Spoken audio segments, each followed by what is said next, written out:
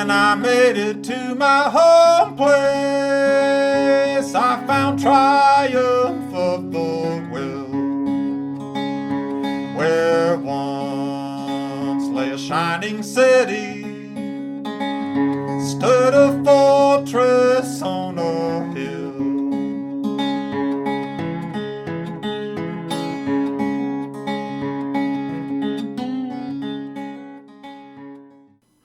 I'm Henry. This is Fortress on a Hill. Thank you for joining us. For those new to the podcast, BT, Danny, and I are three leftist combat veterans who take the military and veteran stories of the day and provide some much-needed historical context and examination.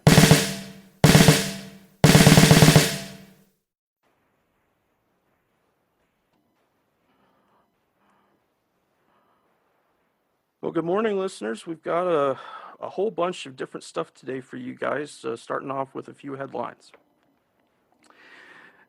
A Navy veteran has settled a lawsuit with the VA for $950,000. The veteran received surgery from a Dr. Alan Coslow for a blocked artery in his leg that left him with long-term severe pain and leg weakness. Later, the veteran found negative information regarding Dr. Coslow's practice records from Des Moines, Iowa, through a Google search, which included the VA's decision to hire him in South Carolina, where the veteran received surgery. Quote, the case is one of several nationally in which the VA hospitals have hired physicians who were disciplined in other states. For example, the Iowa City VA hospital acknowledges in 2017 that an improperly hired neurosurgeon John Henry Schneider, even though Schneider's Wyoming medical license had been revoked over malpractice allegations. Now, Coslow did not have a South Carolina medical license when the Columbia VA hired him, but he also didn't need one. Under federal rules, a doctor who has a valid license in any state can practice in VA hospitals across the nation. VA hospitals are not supposed to hire physicians whose licenses have been suspended or revoked. Coslow's Iowa license was on probation. So I plan to keep an eye on this subject. It's something that has been a continual problem with the VA as to what standards they use for their doctors and who it is that gets to decide what standards are followed. They definitely need to alter rules like this to prevent people from administering care who shouldn't be giving veterans or really anyone care. And add this to the pile of the many reasons veterans don't trust the care they receive at the VA. How is that even possible that it's not required? You know what I mean? Like, I don't understand how it's not required to be fully licensed, to be, I just, it seems so illogical to me that any organization, let alone the one that's charged with our veterans, which is one of the largest, non-direct military appropriations in the budget. I mean, how that wouldn't be at a minimum a requirement that these be the most, the top people in their field with all the qualifications they need. I mean, it just seems absolutely ludicrous. It does, and absolutely terrifying to find out that the VA could have done something when it hired the asshole and simply didn't. There wasn't, and it's something that you hear not just in VA circles, but with Medicare docs and stuff like that, that it's find out later on that this guy operated on people for however many years and people knew he was shit, but nobody got rid of him. And so the questions about how doctors are disciplined and whether or not doctors who have been suspended by their state's medical association should even be hired. I mean, I don't think everything should be held against them, but there needs to be a line to where, okay, this person has enough flags in their record. There's no way they should be a doctor, let alone a government hired one. Yeah, totally agree. Keep an eye on this story. I have a feeling it's not going to be the last. And you're right that every time something like this comes to light, all it does is further, disturb veterans and turn them sour against the VA. And it's cool and it's funny to bash the VA. It just becomes a part of life as a veteran. But really, it's not okay. I mean, we should be the veterans should be very pleased with the care they receive, you know, Absolutely. and it shouldn't become a joke. It shouldn't become a common joke to talk about VA care and consider it, you know, a contradiction in terms. So yeah, let's watch this and wait for the next one. Okay, but we need to publicize it and raise our voices to the high heavens. That's the only way there's going to be change. I'm hoping there will be. I'm hoping there really will be. So, God, I feel like every time I do headlines, I've got at least something to say about either Yemen or Afghanistan or Syria, and or Israel. I'm getting tired of it, but here we are in Afghanistan again, and I have to mention this piece of news from the headlines. You've heard me talk about, you've read some of my work about green on blue attacks and how they destroy trust in the American military mission in Afghanistan. The way the Taliban's use of these green on blue attacks is strategically brilliant. And of course, by green on blue, I mean when supposed ostensible Afghan allies, usually police or soldiers, turn their guns or grenades on their advisors or their trainers, okay, on the Americans. This has been a big problem. And in 2012, 13, 14, 15, it was like the biggest problem, and it's tapered off to some extent as the number of American soldiers has decreased, but you know, it still happens. And a couple days ago, okay, there was something unique, which was a green on blue on green attack. What does that mean? That means an attack of Afghan soldiers on American soldiers who then attacked back, okay, who fought back against the green, which is the Afghan soldiers. And so what happened is that in a relatively remote part of Afghanistan, an American patrol, or a combined American and Afghan Special Forces patrol, came under significant small arms fire from an Afghan security forces checkpoint, basically a little stronghold, or a little strong point, small base. The fire did not decrease. The Americans felt that even after having been identified themselves as Americans, they were still being fired at, so they couldn't trust that the Afghan checkpoint was going to stop firing at them. The level and intensity of that fire was such that they requested, and it was approved, okay, it's really hard to get an airstrike approved sometimes. They requested and got approved an airstrike on said Afghan security forces strong point. You know, and the airstrike hits, and a significant number, several Afghan security force members were killed. On the surface, this is just a ludicrous story, right? On the surface, this reads like an exceptional story. And in one sense it is. This doesn't happen all the time, okay? It doesn't always go from green on blue to green on blue to green with this level of intensity, but it did this time. But to me, this is a microcosm that's very indicative of the macrocosm of the absurdity of the American war in Afghanistan. How did we get to this place? Where in our 18th year of perpetual war, we can't even trust that the people we're supposed to be allied with won't shoot at us. And they can't even trust that we won't drop a bomb on their fucking head if necessary. It is off the rails crazy. It is loony bin crazy that we're even attempting this mission anymore. How many times have I told the listeners, the readers, anyone who will listen, that the Taliban is stronger today than it was 17, 18 years ago? That in itself is an indictment of the war effort. It means that every strategy we tried didn't work. And we're out of strategy, and we're basically out of soldiers. You know, there's no political will anymore to put 150, 200,000 soldiers on the ground. We tried that, and it didn't fix things. It just mildly limited violence for a short temporary period. That's all it did. It was a tactical pause. That's all it would ever be. But the problem is when you do that, you lose thousands of Americans and tens or hundreds of thousands of Afghans, usually civilians. The bottom line is, look, when you read about this green on green strike, please don't just shake your head and say, foolish Afghans. Please shake your head, get angry, and say, foolish Americans for continuing this ill-advised, unwinnable war. And don't forgive this government for perpetuating the war, because the Trump administration has choices. They have had opportunities to pull out. They've even indicated that they want to, or at least the president has, but they're still there. Troops are still there. And you know what? Somebody's son, somebody's husband or wife is going to be the last American soldier to die in Afghanistan. I don't know when that will be. My guess is it'll be in the late 2020s. But whenever that is, someone's going to be the last to die for a mistake. And, man, I wouldn't want to be the officer who knocks on that door and tells the mom or the wife or the husband that was their loved one who was the last to die. Because I sure as shit couldn't explain to them what the hell we're doing. And this latest incident is only the most recent proof of the essential absurdity of never-ending counterinsurgency in the greater Middle East. And that's all I have to say about that. The first ambush I went through in Iraq began at an Iraqi police checkpoint. I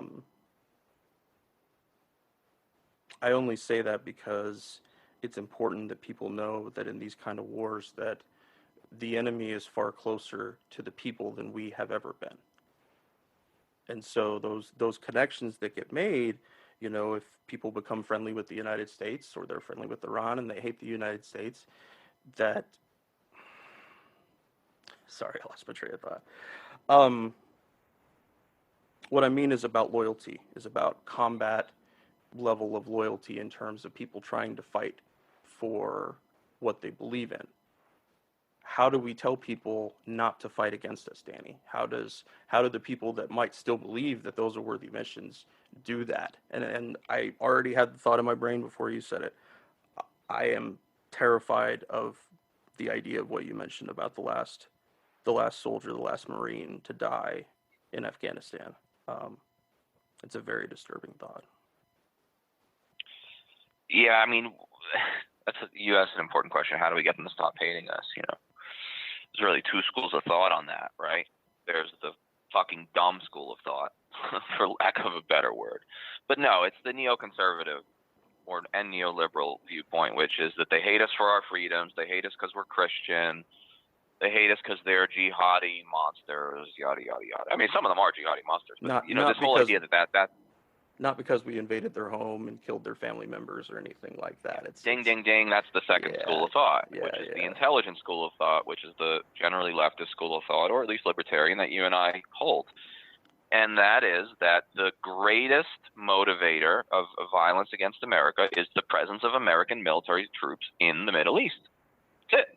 Yep. That's what motivated bin Laden. That's what continues to motivate fucking every single leader of every single organization in the greater Middle East, Northern Africa.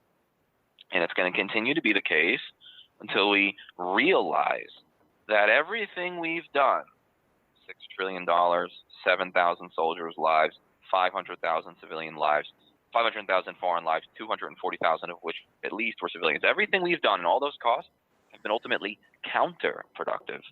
We live in a less safe world than we did on September 10th, 2001. Not a safer world, a more dangerous world. Okay, and the State Department statistics back that up. Year after year, we just ignore the matter on peril. So, look, whatever happens in Afghanistan, and it will be ugly when we leave. It is gonna be a fucking mess. Okay, I'm a realist. I'm a fatalist, if anything. But I promise you one thing: whatever's gonna happen when we leave will happen anyway. It will happen no matter when we leave. 6,000, 8,000, 14,000, 15,000, 400,000 Americans cannot, in the long run, change that outcome. It's going to be an Afghan solution to an Afghan problem. And as such, it's going to be ugly and muddy, just like the villages I've walked in. Accept it. Don't throw good money and good lives at bad. No. Don't do it. Obama used to say, don't do stupid shit, all the while he was doing stupid shit. But I actually like the phrase, don't do stupid shit, as a strategy. I mean, it sounds simplistic, but apply that to everything we do. And you know what we would do? Less. We'd do less. That's the answer to all of this. That's the fucking $1 million answer to every question in the greater Middle East. What should America do? What's Danny's answer? Less. I don't even care what it is. Less. Do less. Do less of that. It's like that scene in Forgetting Sarah Marshall where fucking Paul Rudd is trying to teach what's his name to to surf, and he keeps telling him, do less, and eventually he's just lying on the fucking board, and it's hysterical. But seriously, America would be better off lying on the board. Watch for getting Sarah Marshall. That's my foreign policy for the Middle East. No, I guess I think about you and I banging our heads back here, and it's hard to put those two thoughts together because they don't have at all similar outcomes. But I'm just tired of the loss of life everywhere, especially foreign life. We buy into the violence, but they don't. So I feel like Americans buy into the violence. I don't know that they do. Right. No, I think you're right. But we'll see what happens in Afghanistan. But stay tuned, folks. This latest absurd incident will not be the last, and that's a national tragedy. That's an international tragedy, quite frankly. So moving on to our next headline here. Republican Senator Martha McSally recently admitted to being raped while she was on active duty in the Air Force. She shared this during a Hill hearing on sexual assault. I was preyed upon and then raped by a superior officer. That was Senator Martha McSally. As NPR's Quill Lawrence reports, McSally is pushing military leaders to change a culture that has struggled with this problem for years.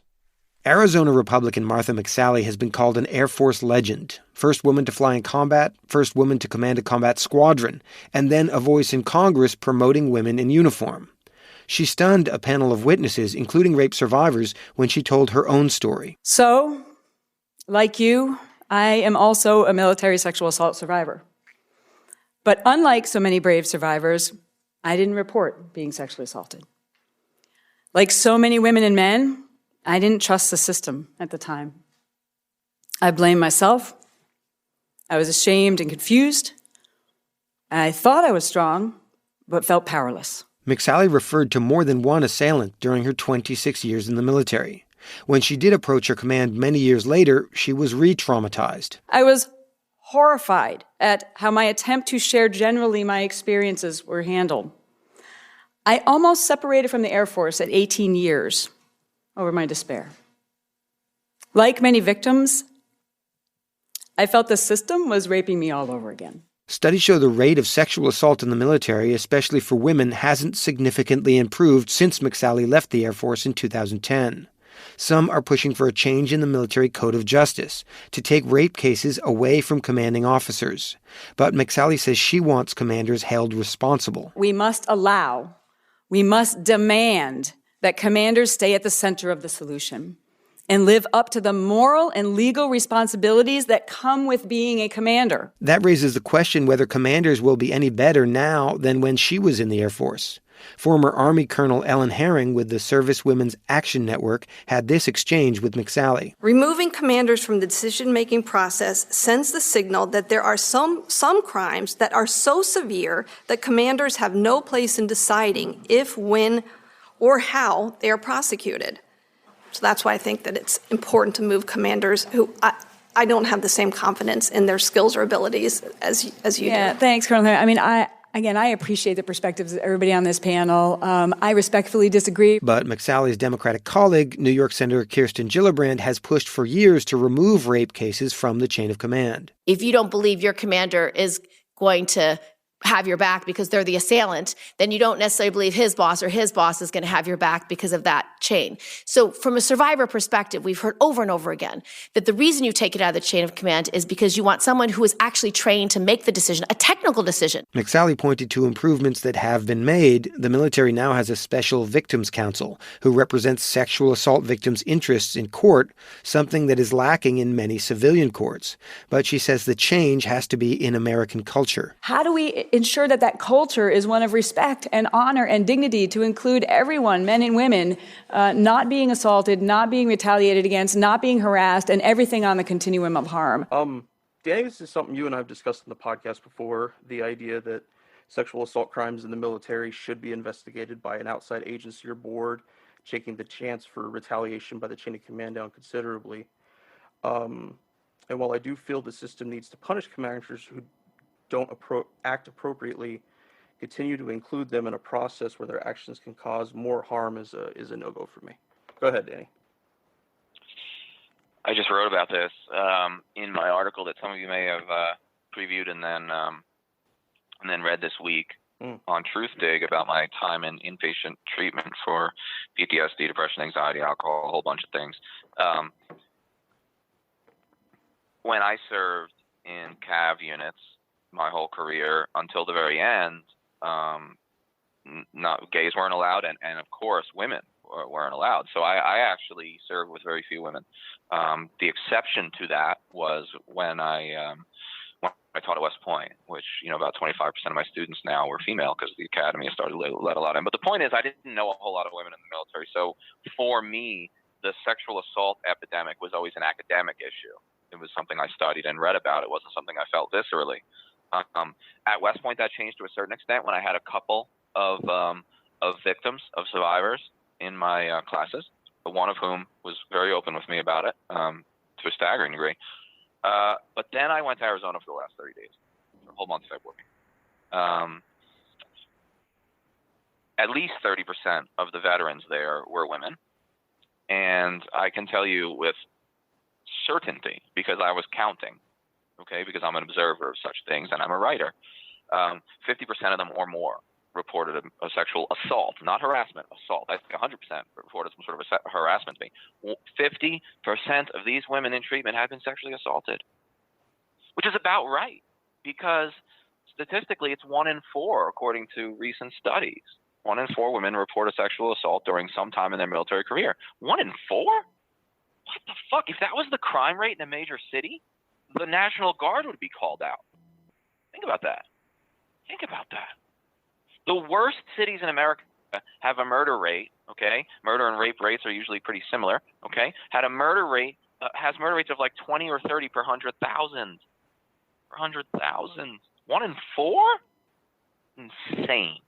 The stories I heard, I can't repeat because they're horrifying and because they are private.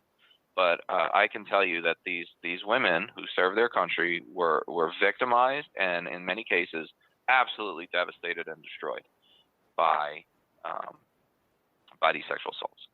And so it's not surprising to me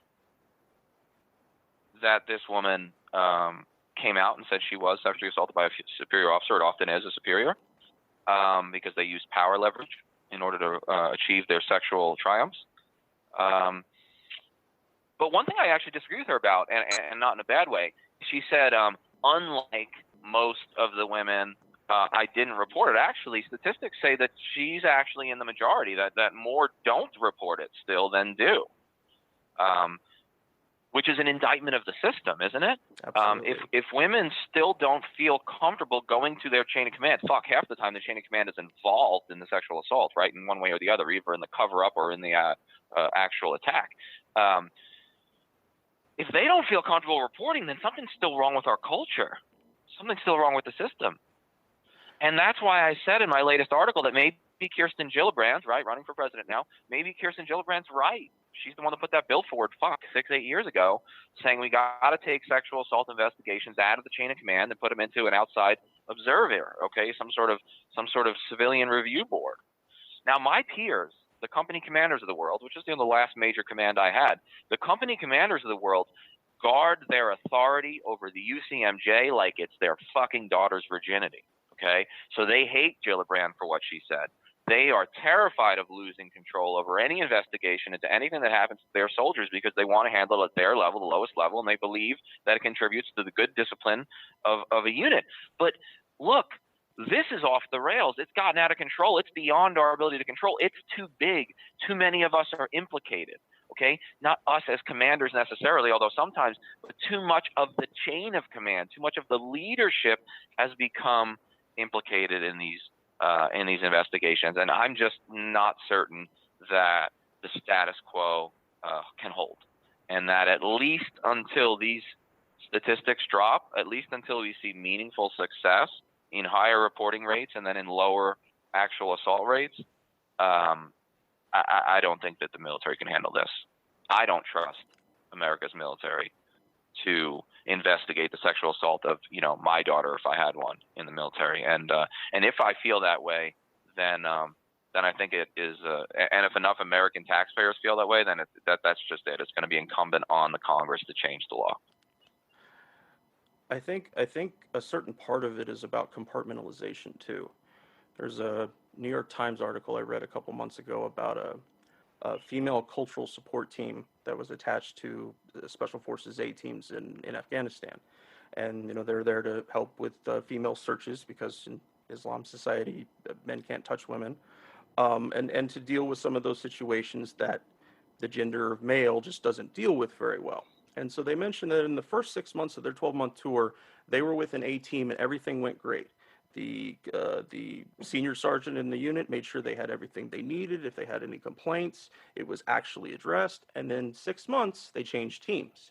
And the new team was entirely different. They were misogynistic and controlling.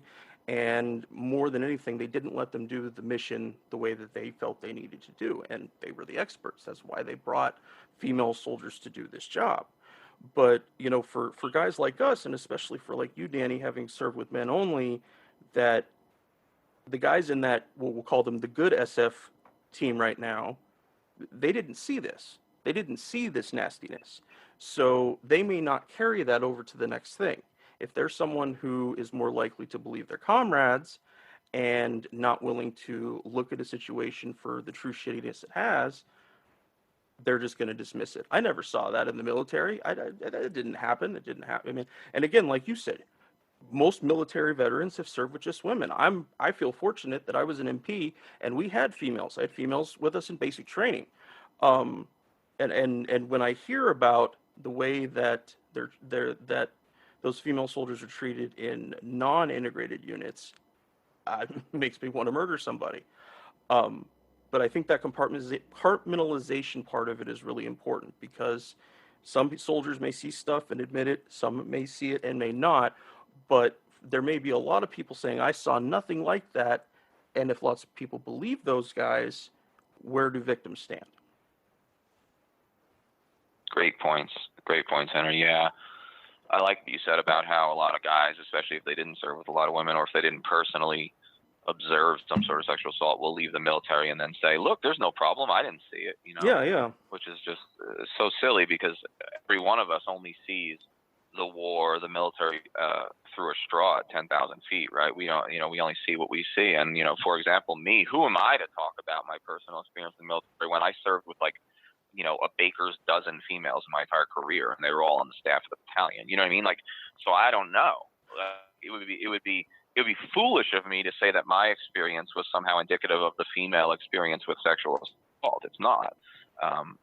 So that's one of the problems with veterans is sometimes we think because we're veterans, we know from our own experience, we know everything. But really, you cannot extrapolate conclusions on broad issues from your own experience most of the time. Sometimes you can, usually you can't. And that's why you've got to read books. That's why you got to read reports. That's why you got to interview people and look at a broad range of experiences. So this is an important issue, and it's really great that she's speaking out about it in a public forum. It is. That's what we need. No, that's what female service members need. Seeing leaders up there at the higher echelons being willing to put themselves out there. That means far more than anything you or I are going to do. Absolutely. So RT reported this last week that an American drone was taken control of by the Iranian military and that they tricked it into landing in Iran. And this is from the Iranian news service Fars. 7 to 8 drones that had constant flights over Syria and Iraq were brought under our control, and their intel was monitored by us, and we gained their firsthand intel. So as I started Googling the story, and RT was the only one who reported it, I found nobody else that had anything on it. As I started Googling about the story, I found a report from The Intercept from a few years ago detailing how American and British intelligence agencies secretly monitored Israeli drone feeds. Quote, under a classified program codenamed Anarchist, the UK's Government Communications Headquarters, or GCHQ, worked with the NSA systematically targeting Israeli drones from a mountaintop on the Mediterranean island of Cyprus. GCHQ files provided by former NSA contractor Edward Snowden included a series of, quote, anarchist snapshots, thumbnail images from videos recorded by drone cameras. In essence, U.S. and British agencies stole a bird's eye view from the drones. So the article discusses more about how the U.S. has monitored Israeli drone signals in the past, possibly to dissuade use of Israeli weapons against innocent civilians in the Gaza Strip, but I'm not holding my fucking breath. It made it very clear that though many of the drones operated, it made it very clear that many of the drones operated by militaries around the world are vulnerable to having their data intercepted by adversaries. Danny, we've covered drones in the past. They're looked at as a less risky use of firepower. How would it look to you that our high-power drones the world over could be possibly manipulated or controlled by our enemies? Yeah, I've been waiting for this to a certain extent. I've been talking about drones now for a decade, which, is too late. I should have been on it even earlier. But I always said that be careful the precedents you set, right? I was just writing about the Cold War in my next history piece, and I just devastated. I just berate Harry Truman because he set the terrible precedent of not declaring war in Korea, of not going to Congress, right? And every president has followed him. So I would say the same applies to drones. I've been saying, be careful what precedent you set. America has ignored me, of course, ignored people at the intercept, and set the following precedent, which is this. We can fly our drones anywhere, anytime, through anyone's sovereign airspace if we determine that it's in our security interest. Right? That's what we've done. Yep. And so I've been saying, whoa, how are we going to react when other countries get drones and try to do the same thing? And what I should have been asking is, hey, even before we get to that level, and we're almost there, what are we going to do when motherfuckers in this cyber world of ours figure out how to manipulate our drones? Mm-hmm. And, sabotage operations or use them against us. Look, we started this. You know what I mean? Like, the minute we decided that because there's no pilot, we have the right to go anywhere, anytime, and kill anyone, we've been asking for this. Mm-hmm. If I was Iran, of course I'd be trying to take over American drones. Are you kidding? Because in their mind, we might fucking try a regime change by decapitating the regime with a fucking drone. Why should they not assume that? Everything we've done has been aggressive with Iran since 1979. It doesn't mean that Iran's innocent. It just means we've been aggressive. Or you could actually say since 1953 when we overthrew their democratically elected government in Mossadegh. But I digress. Drones. Yeah, big problem. What are we going to do about it? Well, of course, there'll be an escalation of cyber threat reduction and then new threats and then new defenses, and this will go on and on and on. But what the world really needs is a Geneva Conventions sort of addition that covers drones. This is just how it works. Anytime there's a new weapon system, whether it was, the plane, the tank, using gas, and eventually nuclear weapons, whenever there's a new addition to the battlefield, the collective nations of the world have to come to some sort of agreement on what the proper use is, what the left and right limits are. And right now, America has, for a long time, had what we might call a drone monopoly on the technology. And so we've been just doing as we please, willy-nilly with our drones. But that's no longer going to be tenable when the following two things happen. One, what you just mentioned in the headline, they start taking over our drones and manipulating them. And two, they start developing their own drones that get into our airspace or the airspace of our allies. Once that happens, and it's already happening, then the jig is up. Right? And it's time for some sort of international convention that figures out what the acceptable rules for drone use are going to be, just like we had to do when the airplane, right, the piloted airplane first became a factor in the, mid-19-teens during the First World War. So, in keeping with the drone theme for a minute, I want to take a second to talk about recent airstrikes in Somalia. The Nation reports that AFRICOM, the U.S. military's Unified Africa Command, is the only actor in the region who has admitted to any airstrikes whatsoever. But they followed the Trump model of only declaring military actions when asked about them specifically. A good example would be that right now, Neither AFRICOM nor the CIA nor the National Security Council will give any criteria, any of those of when they're going to strike and why. Here's a little bit from The Nation. In March of last year, 13 NGOs, including the ACLU and the Human Rights Clinic at Columbia Law School, released a statement criticizing the lack of information on the use of armed drones and other lethal force by the Trump administration. We are deeply concerned that the reported new policy, combined with this administration's reported dramatic increase in lethal operations in Yemen and Somalia, will lead to an increase in unlawful killings and civilian casualties. Now, in March 2017, the New York Times reported that, quote, President Trump had signed a directive that designated parts of Somalia as areas of active hostilities for at least 180 days. This designation granted AFRICOM greater flexibility to launch strikes in those regions. During most of President Obama's time in office, suspected members of al-Shabaab could only be targeted if they were judged to be threats to the United States. The new directive allowed AFRICOM to kill anyone deemed to be a member of al-Shabaab, and it requires less coordination between military and intelligence agencies before a strike can take place. So, just in 2019, the think tank New America has reported they think it's at least 252 people have been killed in approximately 24 airstrikes in Somalia. That means that President Trump, in doing that, he's already passed President Obama's single-year drone strike record in these first 3 months of 2019. In addition... Congratulations, Mr. Trump. Yep. Great award for you. And in addition, there's believed to be approximately 500 U.S. Special Operations Forces in Somalia right now as well.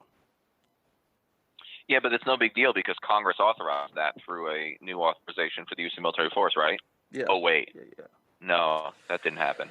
But Congress has oversight, right? They're holding hearings about Somalia at least, right? Nah. Oh, wait. No. Hold on. Shit. Wait, what did it say again? Can you read me the language again? It just fascinates me. How they said they declared that for a certain amount of time Somalia is what? What was the phrase? An area of active hostilities. Okay, oh man, I love American euphemisms. An area of active hostilities. That raises some questions for me. An area, okay, so the whole country then? I guess that's what they mean by area, so we've got to break every word down.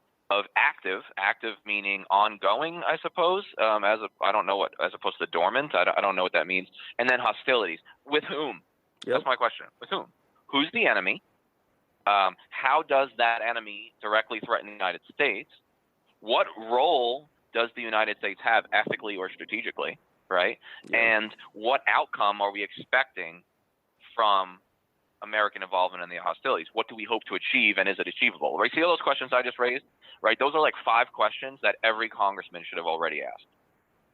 And the fact that they haven't, shame on you. Shame on you. I'm sitting on my motherfucking couch. I didn't even read the article you're talking about. I mean, I read a lot of others, but I didn't, right? I didn't read this article. But the truth is, I came up with those 5 questions, and I don't think they have an answer to any of them. I don't.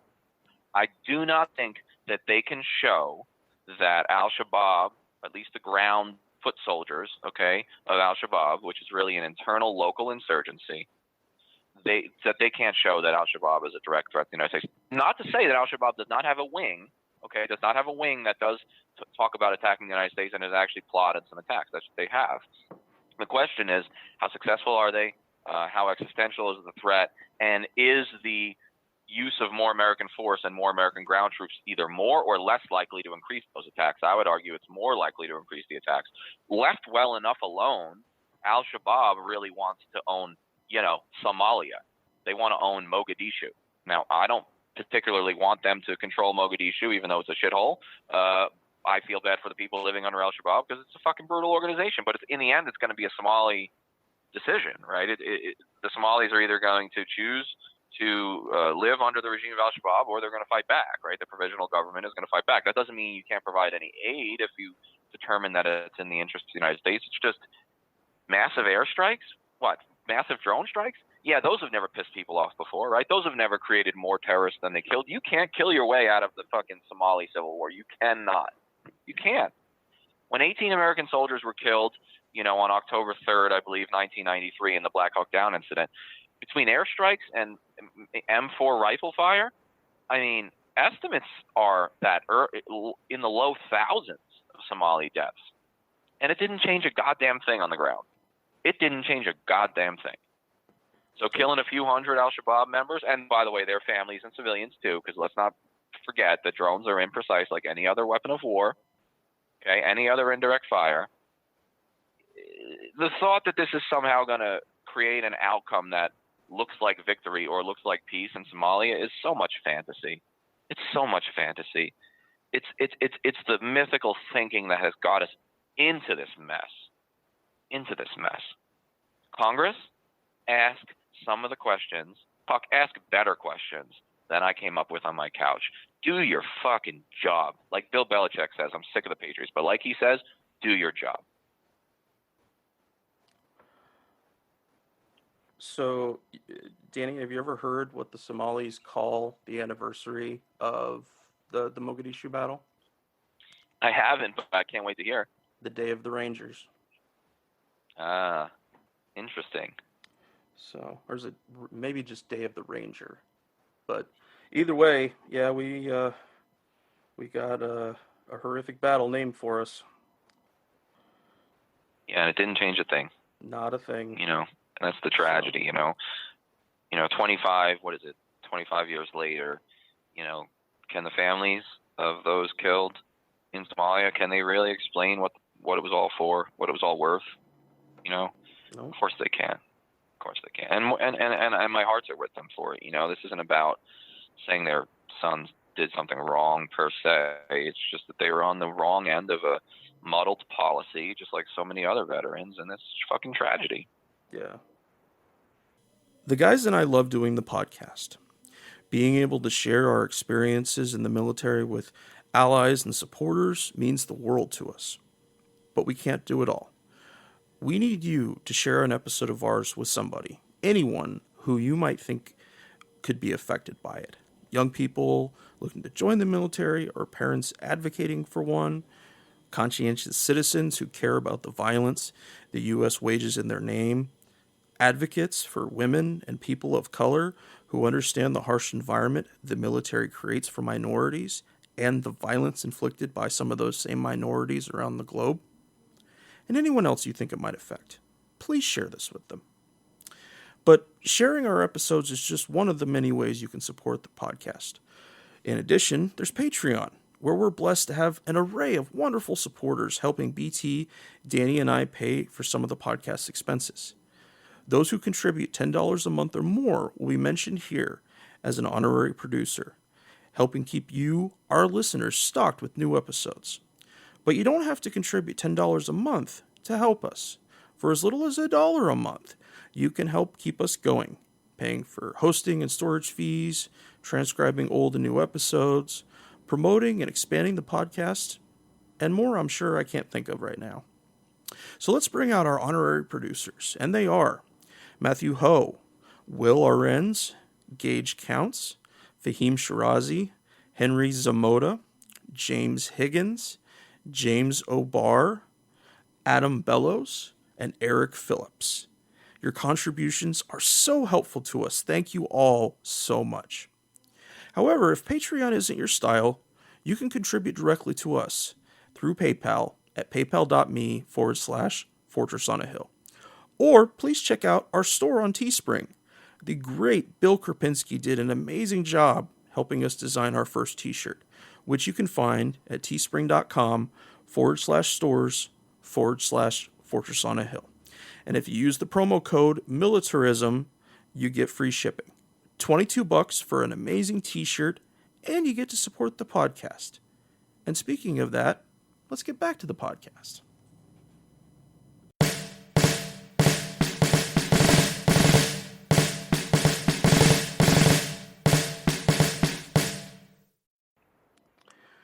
So we haven't talked about Venezuela yet, Danny. I think we ought to give the people what they want.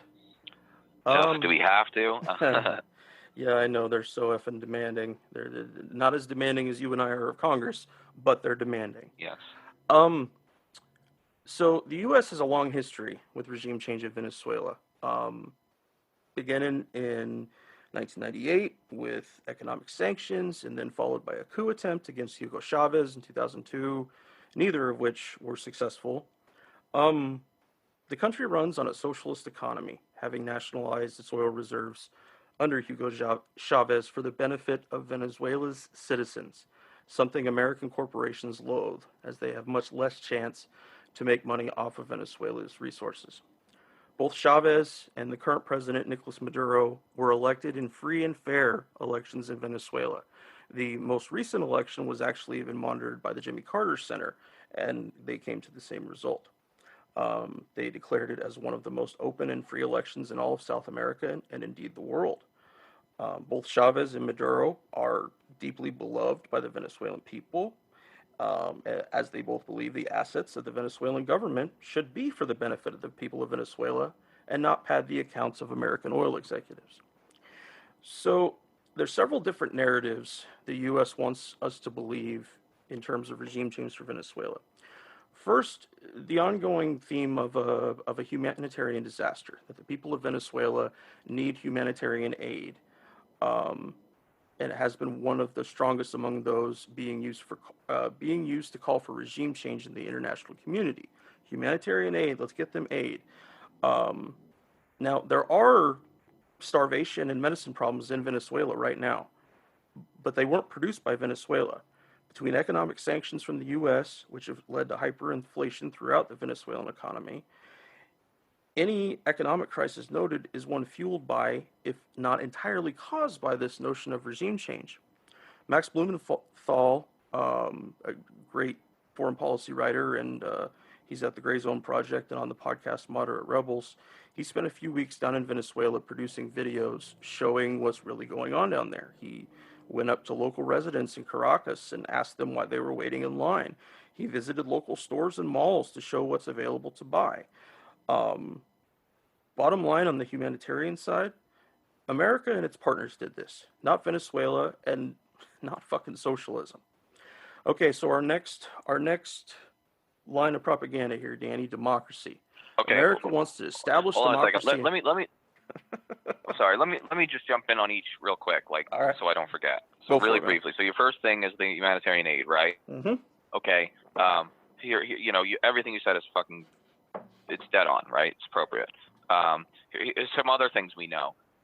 They're getting humanitarian aid. You know where they're getting it from? Russia, China, and India, right? You know what would help? You know what would help a lot more than getting like 20 million of American humanitarian aid in there would be unfreezing the billions of dollars that we have frozen in our account simply because we don't like their socialist government, or ending embargo and sanctions against Venezuela, which contribute exponentially more than the limited humanitarian aid we're trying to give them. Look, when America gives humanitarian aid, when any country gives humanitarian aid, there are usually strings attached, okay? Russia and China too. It's not like we're the only evil ones. And Maduro knows, because we've said it, that we literally don't even agree that he's the president anymore. Nope. Like, we're involved in an ongoing coup.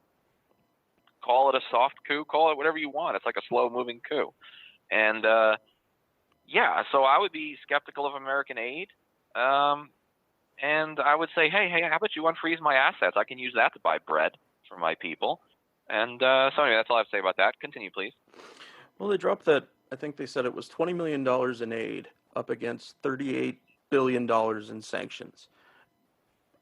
I don't even have the words to parse through that bullshit. How are you going to save an economy and a society $38 billion down with $20 million in wheelchairs and strollers and other medical stuff? There was no medicine in it either. They didn't, the stuff that got burned on the bridge, they didn't even put any medicine in it. It was all hard stuff. So next, democracy. America wants to establish democracy in Venezuela. That's the big ticket item on the USA Mark conveyor belt, this idea of American freedom given to those who clearly need a better kind of government. A diplomatic cable on U.S.-Venezuela policy from 2006, written by then U.S. Ambassador to Venezuela William Brownfield, discusses the use of non-governmental organizations, NGOs, to highlight the suffering of the Venezuelan people under Chavez and later Maduro, to destroy their bases within the Chavismo movement, as many Chavistas adamantly support Venezuela's socialist government, therefore attempting to rob Chavez and Maduro of their most valuable supporters. Now, here's a little quote that they had in this diplomatic cable under the title of civic engagement. One effective Chavista mechanism of control applies democratic vocabulary to support revolutionary Bolivarian ideology. OTI has been working to counter this through a civic education program called Democracy Among Us. This interactive education program works through NGOs and low-income communities to deliver 5 modules: separation of powers, rule of law, the role and responsibility of citizens, political tolerance, and the role of civil society. Separate civic engagement programs and political tolerance, participation, and human rights have reached over 600,000 people. Yeah,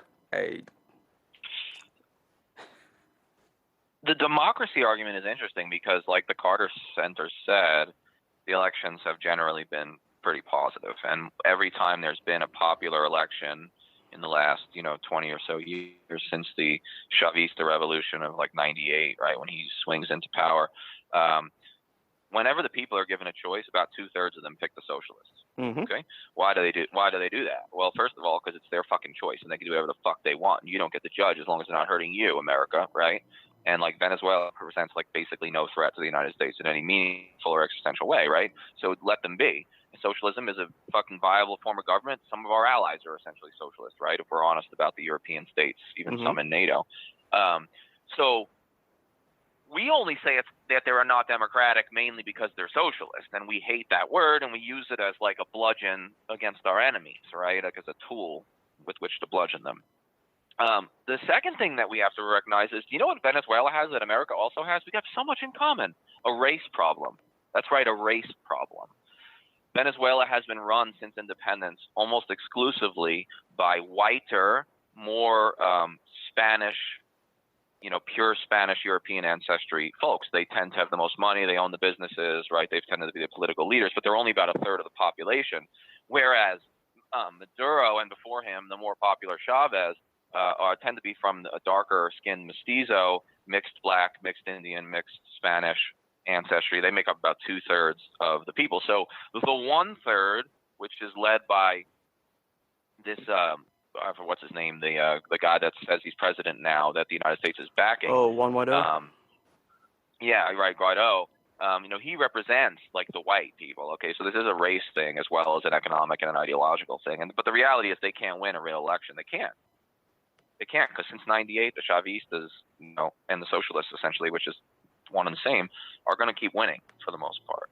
So that's part of why the military has stayed loyal to Maduro. Look, Uncle Sam thinks, and in this case it's Donald Trump, but I don't know how much different it would have been under another. Hillary Clinton were probably just as bad. Uncle Sam thinks that we have so much power, or we should have so much power in Central and Latin America and South America, that if we say someone else is president, it just happened. Do you know what I mean? Poof. Like America's like, well, no, we agree. Guaido's president. It's like, well, that's illogical. There's problems with that. Well, we say it, so it just becomes so, but it doesn't. We don't have that power. We don't. We think we do. In the past, we did. You know how we got that power? By dropping Marines. That's how we used to overturn elections, okay? We used to literally invade countries or send the CIA to, like, train a guerrilla or terrorist organizations to overthrow these regimes. Unless we're willing to do that, and it sounds like Trump's keeping that on the table, by the way, military intervention. Look, if we don't do that, we only have so much leverage, and it's not enough to overturn the popular will of the people. What the people want is they want a more populist, more socialist, government. Now, they may not be as happy with Maduro as they were with Chavez, but a lot of that has to do with the fact that the economy has faltered. It hasn't faltered just because it's socialist. It's faltered because oil prices have dropped. Okay? Under Chavez, oil prices were high. Venezuela is an oil economy. Okay? And so when oil prices are high, it's just like in Russia. When natural gas and oil prices are high, they're affluent, right? They're flush with money. And when the oil prices drop like they have, then they're hurting. Okay, so that's why Maduro is less popular largely. It's not necessarily a reflection of the system of governance as it is global oil prices, which is a problem with having an economy that's sort of single sector oriented. That's why diversification of the economy is important and something we should be pressing in Venezuela, but helping them with rather than trying to overturn their preferred form of government. Absolutely, absolutely. When Chavez cut down the portion of Venezuelan oil profits that was given to multinational corporations after he was elected, the U.S. regime change contraption put a bullseye firmly on him and his government. Telling multinational corporations to fuck off is kind of like a regime change horse in the bed. Once a country or leader does it, assuming that they're not one of the huger ones, it's done. And the whole Monroe Doctrine thing that Bill Maher mentioned recently, talking about how, that Venezuela is still in our, quote, sphere of influence. How fucking dumb is that, Danny? What right do we have to tell people that even next door don't have the right to live the way they want to? I love the phrase sphere of influence because it brings back my favorite, mental game. It's called, you ready for it? I'm going to make a fucking game show out of it. It's called, What Would We Say If Russia Did It? That's right. That's the game. And when we talk about spheres of influence, we're like, yeah, Venezuela's in our sphere. Venezuela's like a fucking more than 1,000 miles away. Yeah, it's in our hemisphere. But when Russia meddles in elections or even tries to intervene in any way on countries that fucking touch it, like their version of Canada and Mexico, we lose our shit. Yep. We lose our shit. Ukraine was part of Russia for a long motherfucking time, hundreds of years. Now, I'm not saying it should still be, but when Russia gets involved in Ukraine, we're ready for nuclear war. Mm-hmm. We're it's a new Cold War, guys. Fucking, batter up the hatches, get the army ready, get the nukes on alert. It's time to go. Putin's a monster. He's trying to take over the world. It's well, when we do it in the Caribbean and Venezuela, and suddenly it's a sphere of influence. If we're allowed a sphere of influence, what about the Russians? What would we say if the Russians did it? What would we say if it was Russia doing the same thing in a country 1,000? I don't know how far Venezuela is. Let's say 1,000 miles. I think it's more. Say it's 1,000 miles. Name a country that's 1,000 miles from Russia. Fucking India? If Russia started fucking around in India, we would lose our fucking minds. Mm-hmm. We have lost our minds. We went to war in Vietnam because we wrongly thought the Russians were involved. They barely were. Okay, they provided some weapons and such, but they were less involved than we were. They didn't put troops on the ground. 50,000 Americans died because we thought Russia might be more involved than they were. It's crazy. It's a total lack of context. One more thing about this. I love this. I was listening to Democracy Now! Right? Democracy Now! Podcast. Amazing. Amy Goodman. She's the best. Okay? I'm in love with her. Let's all listen. Okay? Democracy Now! Plays this clip of Mike Pompeo yesterday. Secretary of State Mike Pompeo. Jesus Christ, that is painful to say, right? The guy should be fucking elected dog catcher in fucking Skokie, Illinois. Okay. But he's the Secretary of State, right? Okay, cool. He says, quote, Cuba is the real imperialist in Venezuela. Because, Maduro's people are saying that America is being imperialist because we are, because we have a fucking 200-year history of military intervention, coup starting, and imperialism in Latin America, right? So they rightfully are hey, America's getting involved and it's a neo-imperialism. Pompeo's I know you are, but what am I? Pompeo's we're not imperialists. Cuba's imperialist. Cuba's a little tiny island 90 miles from the United States. Cuba's been under fucking international embargo from the United States and some of its allies since the communists took over, since Castro took over. Cuba is the real imperialist? If Cuba tried its hardest, it couldn't even come close to the level of leverage that the United States military and the United States economy has. It's ludicrous. You know what? Cuba does get involved. Cuba sends more humanitarian aid, sends more doctors. You know what the number one international export of Cuba is? It's doctors. Because their socialist healthcare system is fucking phenomenal. They have more doctors trained than they need in Cuba. So they send them all over the world, especially Latin America, but all over the world, including Africa, to these poor-ass countries, and they, increase health outcomes out there. Now, don't get me wrong. They're not doing this just out of the kindness of their hearts. They're trying to, get some, pro-Cuban, goals met and people to like Cuba, maybe to trade with them. I mean, there's always more to it than just humanitarian. But the reality is imperialism, Cuban style, is like sending doctors. I mean, they send soldiers occasionally during the Cold War to Africa, don't get me wrong, but it's usually just to, balance against the apartheid racism in South Africa that we were supporting. So I digress, but the bottom line is, come on, Mike Pompeo. You're going to make Cuba the villain? That's fucking insane. It's insane.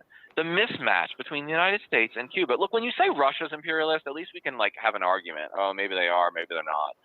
Cuba, give me a fucking break. Intellectual dishonesty in that statement is just baffling. Anyway, sign up, kids. Sign up to come on. What would Russia do? It's going to be a great game show. It's going to be big in Japan. Just wait. Yep. It's been interesting to watch the desperation of some in government trying to make this Venezuela stuff go through. The one that I found really hilarious but also really disturbing was Marco Rubio tweeting a before and after picture set of Muammar Gaddafi, one that showed Gaddafi in good health, and with the other showing his face covered in blood, as after he was about to be lynched by after Hillary Clinton's humanitarian vacation to Libya. But sure, let's keep pretending that America has good intentions with, quote, sending aid. And the thing is, as you mentioned, there's a lot of criticisms you could make of the Maduro regime. There are lots of them, but none of them are things that we should go bomb the country back to the Stone Age about. And with the burning aid on the truck, to pretend that America legitimately wants to help, there must be actual offers and possibility to help. This isn't that. So I have a question here from Edward Light, and he mentioned he asked this humanitarian aid that the U.S. was trying to deliver to Venezuela. Who is driving the trucks? How many trucks? What's in them? Has anyone ID'd the drivers or interviewed the drivers or leaders? For lack of a better term, who are these people? What group are they affiliated with? So to partly answer that question, I have a little clip here from Mint Press News that breaks it down really succinctly. The U.S. used security concerns to justify invading Iraq in 2003, it used humanitarian concerns to justify bombing Libya in 2011, and it used humanitarian concerns repeatedly to justify the ongoing bombing and occupation of Syria. Washington wants to replace the socialist Maduro government with the right-winger Juan Guaido, who has publicly stated his intention to privatize Venezuela's vast resource wealth. The US is going to use humanitarianism the same way it has in the past to make this change. In fact, Elliot Abrams, the current US envoy to Venezuela, sent weapons to the anti-government Contra rebels in Nicaragua in aid shipments where weapons were hidden among food and medical supplies. The unfolding scandal became known as the Iran-Contra scandal. This is probably why Trump appointed Abrams to oversee the Venezuela coup. He's got a lot of experience using humanitarian aid as a Trojan horse for regime change. As far as this latest aid package goes, it's pretty clear that it's not about aid. Well, look, the aid is going to get through, and I think ultimately the question is whether it gets through in a way that he's cooperative with or in a way that he's not. This aid is so good, it actually has to be forced on people. We have to ask ourselves why the US is so desperate to get this relatively small $20 million aid package into Venezuela when it's upholding a sanctions regime that has cost Venezuela upwards of $38 billion. 38 billion minus 20 million is 37,980 million. In other words, this aid, if it even is aid, is insignificant compared to the damage the sanctions have caused. The sanctions regime prevent countries and companies from doing business with and lending money to Venezuela, which catalyzed the massive devaluing of the Venezuelan currency, the bolivar. So the economic crisis in Venezuela is a direct consequence of the sanctions. Venezuela wouldn't need aid if the sanctions regime were simply lifted. Danny, give us the 1 minute breakdown on Elliot Abrams, if you don't mind. All right, 1 minute on Elliot Abrams. I won't time thesis. Yeah, the thesis is that Elliot Abrams is the worst possible choice to be U.S. envoy to Venezuela. Why do I say that? Elliot Abrams is an indicted and convicted criminal. He was pardoned by the George H.W. Bush administration, I believe, for his role in the Iran-Contra scandal. Okay, so back when he was a middling public official in the Reagan administration, he helped, you guessed it, against American and international law, he helped sell weapons to Iran which was supposedly our enemy, was involved in a war with our supposed ally Iraq at the time. And then he took the money, which was not on the books because this was all done secretly, without informing Congress, and took the money. And then what he did with it was, funneled that money to the Contra rebels in Nicaragua, which was a right-wing, really terroristic organization that committed war crimes, just staggering war crimes, to the number somewhere around 100,000 deaths, most of which were civilians in Nicaragua at the hands of the Contra. So that's Elliot Abrams, right? And of course he lies about it, and he gets perjury charges, and yada, yada, yada. He's one of the people, along with Ollie North, who is convicted, right? And then, of course, pardoned by the vice president when he became president, which is George H.W. Bush. Not the finest hour, okay, of Gentleman George. That's Elliot Abrams, okay? He's been wrong. He's been on the wrong side of history on every major issue in Latin America. He's been on the right-wing authoritarian side of every issue, and he was wrong about Iraq, and of course he played some role in the George W. Bush administration, right? So he's a fucking monster, is what he is. That's the short answer, and I guess I'll leave it at that. That's probably only about 90 seconds. Yeah, no, that's exactly it. And I know they found, I think, 1 or 2 of the humanitarian aid shipments to Venezuela have contained arms, AR-15s or something similar, and was specifically his specialty back in the day, was helping people, helping USAID or another NGO that's very America-friendly hide weapons and other things that shouldn't be getting shipped in humanitarian aid, like, ever. That old trick, the old guns in the gravy trick, the old hide the weapons in the rice trick. I'm so glad America's in that business. What a fucking nightmare. Elliot Abrams. Yeah. Jesus Christ. Really? You couldn't find anybody else? It's like, if you were trying, right? Tell me I'm wrong. If you were legitimately trying to pick the worst person, the least appropriate person, it'd be him. Wouldn't it be Elliot Abrams? I mean, I guess Ollie North would be just as bad. I don't know. But he's so busy working at Fox News now, right? He's been totally exonerated. He has a fucking news show, I think. So, or at least he's a common contributor. So, there's no consequences. There are no consequences. No, not for right-wing Republican neoconservatives. There are no consequences. Like fucking Paul Wolfowitz and these lunatics still getting on TV. Like, we still asked them. We were like, so you've been wrong about everything ever, but can you tell us what to do in this next incident? Like, it's amazing. Like, they should literally preface every question to Dick Cheney and Rumsfeld and Wolfowitz and all these guys. Like, when they come on TV, and it's not just them, it's Richard Pearl. It's the whole gang of fucking loony birds who brought us the greatest disaster of the 21st century, which was the Iraq invasion, right? And they're all veterans of the greatest disaster of the 1980s, which was the Nicaragua war. It's like these people are recycled time and again to just give us bad advice, and we just take it. We're like a battered wife. We're like, it's like we put Elliot Abrams in charge and he fucks it all up, and we're like, well, if we just acted better, he wouldn't hit us. Like, are you fucking insane? When you put a fucking abusive monster in charge, this is what happens. Yep. This is what happens. American people, stop being a fucking battered girlfriend. Stop being a fucking enabler, and fucking vote these people out of office and demand that better people be put in charge of serious issues like Venezuela. Absolutely. We don't need recycled neocons. There's still plenty of new ones getting created. It's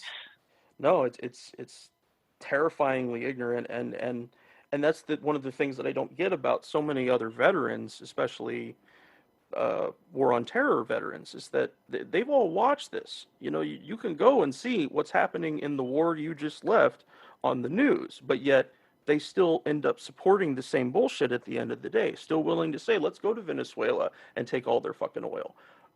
We lost last time, right? A whole bunch of Americans and other people died, and we got nothing. We got nothing out of it, but you want to do it again. Okay. It is. It's beyond lunacy, Danny. Yep. Well, it's, right, doing the same thing, twice after you've already seen that it doesn't work is basically insanity, right? Yep. Einstein said something to that effect, and I'm fucking it up, but you get the point. Crazy stuff, man. This whole Venezuela thing, I'll tell you what, my final point on it, is if I don't think we will. I'm actually moderately, for once, I'm a little bit optimistic. I think we probably won't intervene militarily. I also wouldn't put it past us, by the way. If we do, if the Trump administration, without going to Congress, because of course it'll be without going to Congress, if the United States military intervenes, I would actually go so far as to say that members of the military need to start putting in their conscientious objector packets. Yep. And those of us who are no longer in the military have to get in the streets and have to literally stop traffic, because this would be some of the most overt American imperialism, in decades, and it has to stop. It's not our choice. The Venezuelans are not our enemies. It's not. They're not. They are not our enemies. Yeah, Brigadier General Anthony Tata, I'm not sure if I'm pronouncing that right, according to Fox Business News, a couple weeks ago, talked about how a military intervention in Venezuela may begin very soon, He said, I think in the next 2 weeks, this is like 2 weeks ago, we are going to see this thing bubble up and foment, he told Trish Reagan from Fox Business News. The aid has to get in there, and importantly, President Trump has made this sort of a line in the sand. Oh, I love lines in the sand. So he needs to do something that will affect, or he needs to set the conditions that will affect the transition of Juan Guaido to power.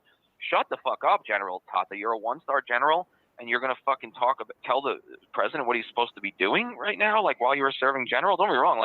We all have opinions, but you're going to give an interview saying that U.S. military intervention may happen soon? Shut the fuck up. Who are we to decide whether Guaido or fucking, Maduro is president? That's for the fucking Venezuelan people. We have to stop with imperialism. That shit was out of style in 1890. You know what I mean? We're still walking around with fucking shoulder pads and fucking, blowout haircuts. We're so fucking out of style. Imperialism, that shit's evergreen for America. We think it's still cool. It's it's not fucking cool, dude. It's not. It's like bell bottoms in the 70s. Just quit it, man. It's over. Okay? It is over. But unfortunately, it's not. And we're still playing the neo-imperialist game, and it has to stop. And I will tell you, seriously, we have to dissent. We have to refuse as a people if our government tries to take us to war in Venezuela. We're on Twitter at Fortress on a Hill, and also at Facebook.com at Fortress on a Hill. You can find our main blog page and our full collection of episodes at www.fortressonahill.com. iTunes, Stitcher, Google Podcasts, Patreon, Spotify. You name it, almost anywhere you listen, we're already waiting for you. And hey, we're always in the market for more Patreon supporters. Please consider becoming a patron at patreon.com. And if you're not into giving us a monthly payment, think about giving us a couple bucks on PayPal. The link is in the show notes. Skepticism is one's best armor. Never forget it. We'll see you next time. Come on, you good people, and listen to my song. I hope you'll pay attention. I will not detain